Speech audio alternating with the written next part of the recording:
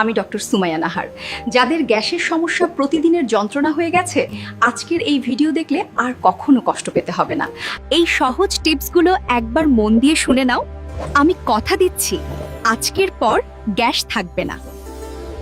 খাবারের পর গরম পানি পান করো, এতে হজম দ্রুত হবে আর গ্যাস ধীরে ধীরে পুরোপুরি কমে যাবে।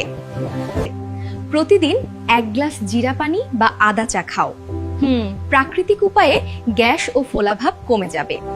একবারে না খেয়ে অল্প অল্প করে বারবার খাবার খাও, এতে হজম ভালো হবে, গ্যাস তৈরি হবে না।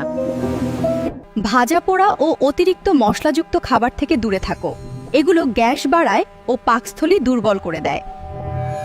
খাওয়ার পর সঙ্গে সঙ্গে শোয়ো না, অন্তত আধা ঘন্টা হাঁটো, এতে হজম উন্নত হবে, গ্যাস উধাও। ভিডিও ভালো লেগে থাকলে একটা লাইক দিও আর পেজটা ফলো করো। প্রতিদিন এমন দরকারি টিপস দেব।